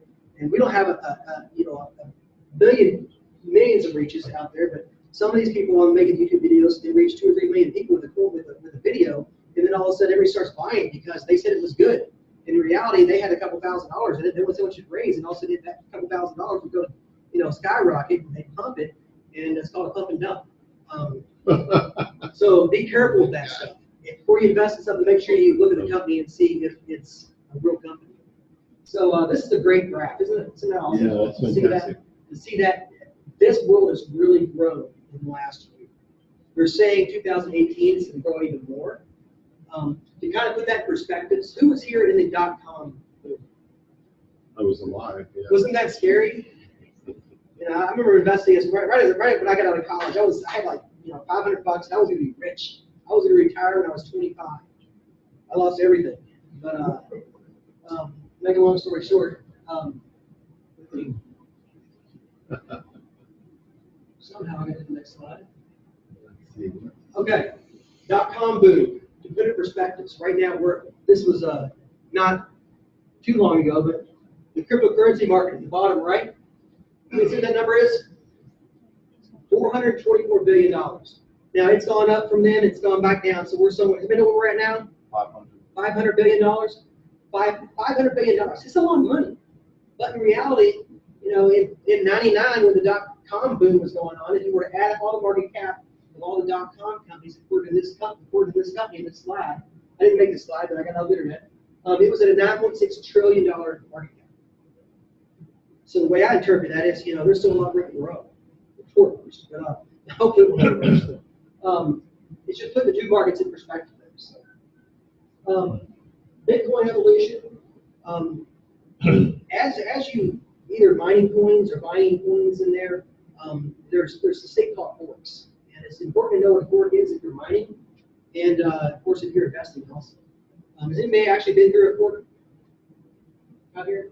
I mean, been able to claim coins. There was one just Litecoin Cash just happened. Was it Monday? I sat there and watched it. Sunday night. I watched every block till it hit. And now I'm still wondering if I got scammed or not. But I'll talk about that in a minute. Bitcoin's gone through different forks. And if anyone wants to do a fork, let's get together. I'd love to fork a coin. You can actually do it pretty easy, apparently.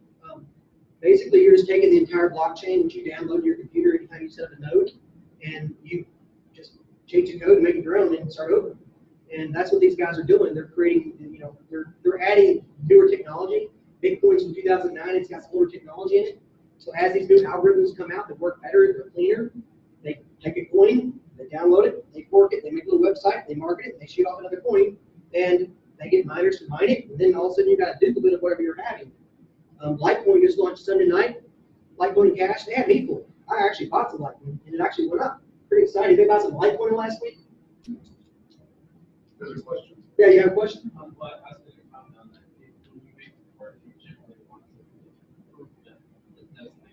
Exactly. Repeat that question, sir. When you make a fork, you want to make an improvement on the chain that doesn't already exist. And there's different algorithms that have came out that work better. There's different block sizes, different things. A lot of times the community votes on, like Bitcoin. They were trying to get up to second 2 and increase the block size. And there was different groups around the world that basically just set up headquarters and said, hey, I'm the Bitcoin core group. I'm the so-and-so core group. There's a New York group. Group of people, like we're a group of people here. We could start our own Bitcoin group. And then we could try to get Bitcoin to go a certain direction. Well, they didn't all meet. They all didn't discuss, how it's going to happen. So that's where Bitcoin Cash came from, because they actually split off and said, all right, you don't want to do it, we're going to do it ourselves. Well, you can't use Bitcoin name. Bitcoin Cash actually wanted to be Bitcoin. They were called Bitcoin Classic or something. But they lost that battle somehow, so they called it Bitcoin Cash. But that forks happen, and when a fork happens, if you're mining one coin, you can actually switch over to the new coin and technically make more money in some cases. You got to understand how that works and how the hashing rate works and what the payouts are. As you get more mining, we'll discuss more of that. But another look at the market there. I'm not going to go over that again. Just skip a slide. Went over that. Hard fork. Other ways to make money, and this is where we'll get some of the mining and stuff, but there's more ways to make money in cryptocurrency than just investing. And that's where I kind of come in. That's where I love the technology side. There's investing's more long term. Now there are some people out there probably in this group here that do the day trading. I'm kind of scared to death of it. But so far I didn't do good in the .com bubble, so I don't want to do it now. But where you buy, you sell, and you try to make money on a daily basis. Investing long term is it's kind of what I consider as trading. Short term mining, you buy the equipment, This little machine over here is an Antminer. I paid $2,500 for it. I ordered it back in September. I got it in December. So it took almost 3 months to get in. And you plug it in, it does pretty good. It is loud as all get out, and this is extremely hot. And I'm giving it away free to anybody here in the room tonight, and we'll run into their house with my codes on. Raise your hand. With your what on it? With my codes on. Because my wife's going to kick us out because it's really hot. And it keeps the house on. Anyway, that's a joke. Operating, staking is another way to make money. Has anybody heard of staking? Yeah. Staking is a way of making money on the network. And staking, there's mining where it uses a proof of work algorithm. The algorithm, I'll try to make this as fast as possible because I get too deep in this stupid matter. The algorithm actually does proof of work. It basically says it's a computer program that you run on your computer, and it says, hello, Bitcoin, Jeremy's transferring $100 to this address. Let's verify this address is on the blockchain. Yes, it is. Jeremy has verified he has $100. Okay, let's move it. Let's put it in the block. Let's put it in the Excel spreadsheet, which is basically a block, and let's add a line there, and then let's keep that hash updated to where the next transaction gets put on there, and it keeps adding transactions until the 1 megabyte block gets filled up, and then they close the block. Then the miners come in, and this is the part where it kind of escapes me, so I would love somebody to explain this further to me. You lock the block down with cryptography, meaning cryptography adds up all the ones and zeros in the block and gives a hash. So in other words, if you have an empty block, it's going to have a hash. If you put the letter A in it, it's going to change that hash by just a little bit, because that letter A has 8 bits in a byte, 8 bytes in a bit, something like that, and ones and zeros in there. So that letter is going to have a bunch of ones and zeros. They add up those ones and zeros, and it's going to change that hash. When you add another letter to it, it's going to change the hash a fraction bit more. Each hash can have almost an infinite number of changes. So in other words, if you put 1 transaction in there, that hash is going to change. Put 2 transactions there, it's going to change. If you put the Library of Congress in there and you fill up the entire block, it's still going to read those exact ones and zeros in the exact order. So that hash can only equal everything that's in that thing. So if there's 10,000 transactions in there, and I hack that in that block, and add another 0 in my account, it's going to change the hash, which then breaks the block. So that's why the blockchain is so important, because if you change a number in it, it breaks the entire chain, and then that chain gets deleted, and somebody else replaces it from around the world. That's basically the concept of crypto. But whenever the cryptographers come in to actually lock the block down, this is the part that kind of, I still think it's fake. I still think we're all getting taunted here, because these Bitcoin machines over here, there's 100,000 of them running in the world right now, and they hash like 100 billion transactions a second. They hash this number. We have to guess the nonce that closes the block. The hash is all the stuff in the block. Then the nonce is another number, which somehow there's only one number in the world that helps close the block, and all the miners in the world try to guess that number. Once the number's found and it completes the block, then that block's locked forever. And then that nonce gets added to the first character of the next block, and that carries on the sequence. That's the proof of work algorithm. It's supposed to be foolproof. It can't be cheated, and that's what makes Bitcoin so valuable. Not yet. Yes, not yet. Until supercomputers come out. Regardless, I wouldn't make it too long, and I hope I didn't confuse anybody. I'm so confused myself. That's great. The other one is proof of stake. That's where the other part of making money is. There's some coins out there right now that do proof of stake. Proof of stake is a different algorithm that tackles some of the challenges of proof of work. Proof of work is almost foolproof, where you don't have to worry about people cheating the system. Well, proof of stake, they say, well, you know what? If you put money down, we'll let you add the blocks up, and we'll trust you're doing it right. Because if you do it wrong and you try to add a 0 to your account, then you lose your stake. So if you have money staked in the system, then we trust you, and you're not going to try to cheat the system. So we'll give you the block reward. In both cases, in the algorithm, it records so many coins for solving the block. And proof of work, Bitcoin gives like 2.9, something like that, coins per block. Is a bunch of money. And that gets divided up between the miners to help make the block. That's how you make money in mining. Now, also there's transaction fees in there for doing the transactions, which in theory, after the mining block, after the coins run out, which is going to be in 2021, 25 or something like that, when they stop giving coins on the chain, there'll be enough volume there, just mining fees to make the miners happy, and they'll keep running the mine. So on the proof of work, you stake your money, and they give you a percentage of the transaction. So there's different ones. We'll give you 50% of the block. There's different ones, different values. You have to do your research on it. But there are some very lucrative percentages on there, monthly percentages. So if you have X amount of dollars, most coins require at least 1,000 coins.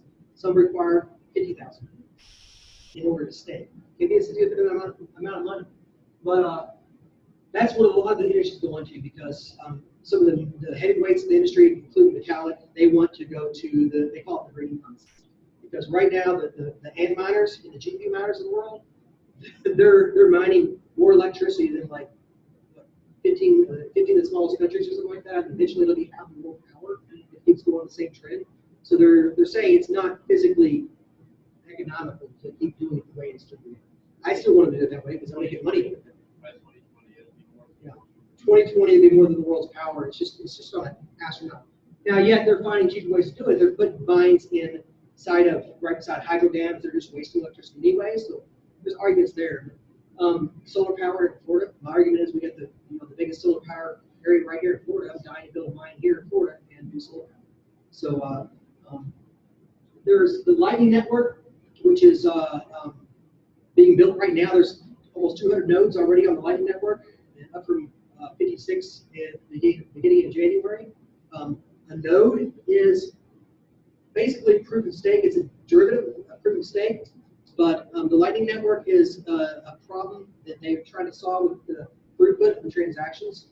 I'm just getting my feet wet in it, and I'm kind of looking at it like the way the ATM or the credit card networks do now. When you swipe a credit card in the store, it holds that stuff till midnight and bashes up to the main network. That's kind of what the Lightning Network is. So currently, if I were to transfer a Bitcoin to Rob, it goes to the pool, the miners attack it, and they wait in line until it gets to my thing. When the Bitcoins were popular and everybody's trading, I mean, it took me when it was $19,000, it took me 6 to 8 hours to transfer something. Which, who's going to wait for that long to buy something in a store? So it's not really that level. So they said the Lightning Network, let's set up another network to where if this network's full and Mike Chandler's got a node over in his office and it's local, the network will pass the transaction through the Lightning Network into the blockchain. So they're trying to speed it up to where it can do, a lot faster than it's doing right now. Right now they do 4 transactions per second. They're trying to get to a couple hundred transactions per second. So they're building a Lightning Network. Now, when you set up a computer or a node in your office or in your business or whatever, and that network, that Bitcoin gets transferred through your node, you actually get part of the fee. So there's another way to make money other than doing that. Now, Plasma, that's a similar thing. I'm not getting into that right now. That's through Ethereum. But in mining, I'm going to get them the fun stuff now. So this is the mining stuff. Who all here is mining now? You guys are mining.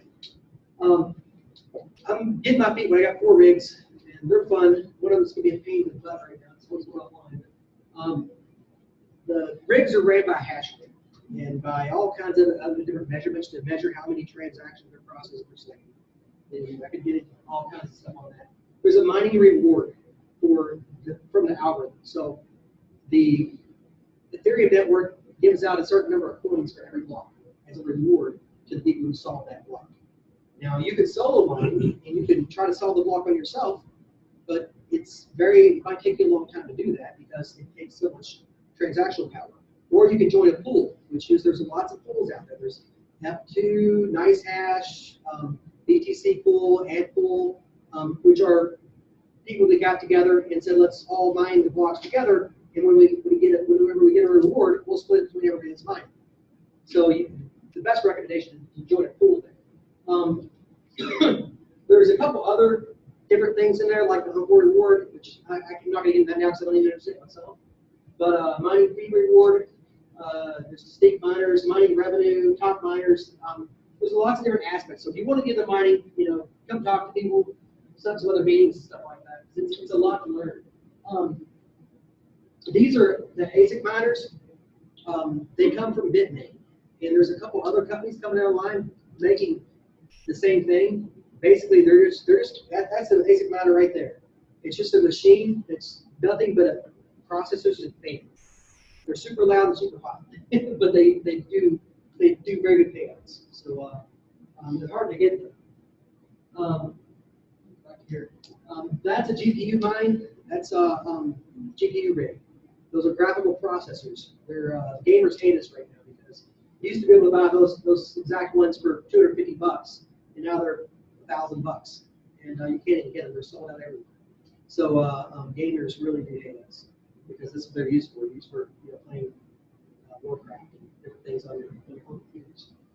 Are these cards like NVIDIA? These are AMD. NVIDIA's the next. I bought the AMD ones because they were the ones available, and I read they were better. Since then, I talked to a lot of people. There's people on both sides of the fence, but apparently NVIDIA's a little bit faster and they a little bit more efficient. So NVIDIA's. You can buy stock in NVIDIA. Yeah, and participate in the benefit of Bitcoin. Yes, exactly. You can probably make more money buying their stock right now than you can buying their cards. Yeah. Their cards are ridiculous great. You can get the NVIDIA Volta or whatever, they're $2,300 right now. But then again, it does. This machine here does 260 mega hash. Each card for $2,300 does like 80 mega hash. So you get 2 cards and you're doing as much as the whole machine here. So they just get available today too.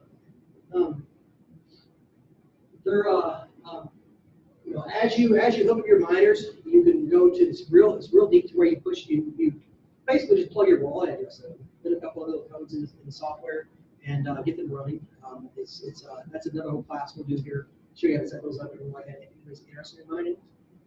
We are also looking at building a farm ourselves as our group here, and we're kind of looking at those aspects of it too.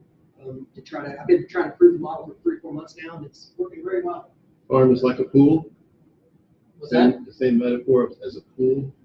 Not as a pool, just a mining farm. And then, moving on, I got about 5 more minutes left here. It's just different ways of doing things. One of the last things I want to talk about is the nodes. When we said staking your money, you can also stake it in nodes, and that's where you actually have to buy enough coins. And it's there's different algorithms out there that make what they call master nodes, to where you actually are part of the network. You're part of the staking network, to where you can actually stake money and help them run their network, become part of the team. So there's a bunch of different coins out there to do that. They go up and down just like everything else. You got to do your research on those because there's some really good ones, and then there's some really good copies of really good ones. So you gotta find somebody with a good team behind it, so he knows what they're doing, and some passion. A lot of them are turned over to the community. So there's actually a lot of coins out there now that both are staking that you can mine and you can stake in. And you can basically, instead of a corporation, you can take the coin over. I mean, you could be not the coin, but you can be, a cheerleader coin. You could be a developer coin. I went out to the meeting out there. There was BitcoinCrypto.News out there. After I talked to them, they're not actually Bitcoin. They're just somebody who runs a BitcoinCrypto.News website. I thought it was very interesting. That was my understanding. You can look through those, and that's nodes. So, is any questions on any of the nodes or mining? I know it's a lot of information, and I get a lot of stares. It's like that's my geeky portion of the presentation here. Any questions on any of that stuff? You be excited about mining? We're gonna go home and get on eBay and buy miners tonight. What's a quick cost benefit breakdown of miners or an ROI? It all varies on there. There's people the miner I got, I paid $3,200 for it. The first with all the cards on there. Yeah. I had to buy them off people on eBay because they weren't available in the stores. And I was watching videos here the entire time saying, hey, don't do it. You're wasting your money. It's a joke. Don't whatever. And then of course if you see the price of Ethereum, it's more than tripled since I started mining it. So I was mining it at the time, and I was making $400 a month in Ethereum. Well, now that coin's tripled in value, and so I've done very well. So now I've already passed my break even, and I'm looking to invest in more machines. Now, the good thing about mining, I say, is it plays both sides of the game. So as the Bitcoin crashes, you're still making money. As Ethereum crashes, you're still making money. As it goes back, because I mean, if you look at the chart of the ups and downs of Bitcoin, it goes up and down all the time. Okay, we're mining, you know, if it stays flat for an entire year, well, you may not make anything for the entire year. Well, versus your money, you still might be doubling, you know, your money, tripling your money. It's something to look into, and I'd be glad to talk to you about it. I got a question. Yes. What is, because I'm not that technical, or not technical at all compared to this topic, but I'm sort of more social, and it's not super interesting, but I am a member of sort of an advisory group that deals with what we call time banking. And of interest is these are groups of people that have a shared value. A lot of it relates to this decentralization, equal. They may not think a refrigerator is the same value as a 3-year-old toddler, but they do believe that everybody's the same. An attorney works for an hour, and a kid that cuts grass works for an hour, gets the same value. I think there's something here in this crypto universe that I might possibly bring to those communities. They're all over the world, farm banking people, all over the world. They've been doing this for, you know, written books on it and so forth and so on. They have missions, ideas, and all that kind of crap. And I don't know, would they then, let's say if I were to approach, I wouldn't even know how to approach them right now because I have to think it through more, but who is it that owns, or who is it that would be the appropriate stakeholder to have the mining operation? So it's sort of a question about mining in the sense, yes. Where does it fit in some sort of new arena? I can't go to Goodyear Tire Company and talk about it. Yeah, well, we actually got we're looking at starting a farm here in Southwest Florida through our group. And we are still in the evaluation phases of it, but something we are definitely looking at. I've been trying to do that for 6 months now. Right. And I've talked to the guys about it. We've decided that we've actually looked at the building last week, of starting a little farm and get that set up. We've got a solar guy right here, so we've got the plays in place. So come talk to us after the meeting. I could probably look you into a guy that started a $250 million operation in Nashville, Tennessee. Also, is a good friend of mine. A farm bank. Cincinnati Reds. Yeah. Absolutely. But we are by far not the only ones that are mining. The gentleman behind you, these young gentlemen, they're mining. What group do you folks mine with again? So we're mining with a publicly traded company. The only one to my knowledge at this point. Obviously, it's InvestView. If you want to look it up, IVU. IVU. We're pretty deep into it. We've been doing it for quite some time now. We're mining Ethereum. We also have the ability to mine other coins. Right now, Ethereum is by far and away the most profitable coin to mine by a long shot, probably by 2x or 3x of the next. So it really doesn't make sense at this point to mine Bitcoin, for example, or to mine a lot of other coins because Ethereum's profitability is so high. That's pretty much what we focus our time to. But our mining is pretty interesting. It's really more on a contractual basis where you purchase a mining contract and you basically get paid out over a period of time, 1,200 days. And if everything stays the same, because there are variables, like the price of Ethereum is one variable, of course, and then the mining difficulty is another variable. So those are two definitely variables that are there. But if those stay equivalent or close to the same where it is now, our break-even time is like 7 months on any mining contract right now. But we're getting paid about under 2% of a coin for a 5,000 mining contract. So if you get paid under 2% of a coin per day, over time, your break-even is around 7 months right now, the way everything's standing. So we've been doing that for quite some time. And you're a publicly traded company? Publicly traded company, yeah. We represent, I'm one of the traders. I trade futures for the company. So I do that aspect, but we're deep into the mining side because there's much more upside in that market, in my opinion, from now in the next 3 years. That's great. What's the name of the company? IVU. We can all talk at the end of the meeting. Yeah. We're actually going to have them as guest speakers on one of our meetings. We're just making it a schedule. We just had some other things up here. But they're going to go more in depth on what they're doing and how they're doing it because it's a curious aspect of it. So, Rob, well, thanks, Mike. Let's thank Mike.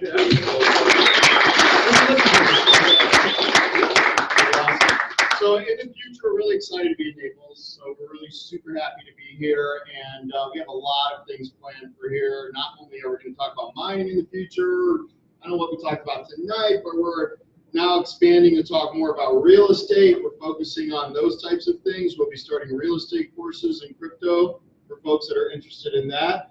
And we got Mike over here as a real estate agent that's working hard to help us understand that. And good, that's exciting. And so if there's anybody that has any questions, please feel free. We have our cards with our personal cell phones on them. If you want to reach out to us, we're always available and talking. And thanks so much for coming, you guys. We appreciate you. Thank you. If anybody wants that PDF,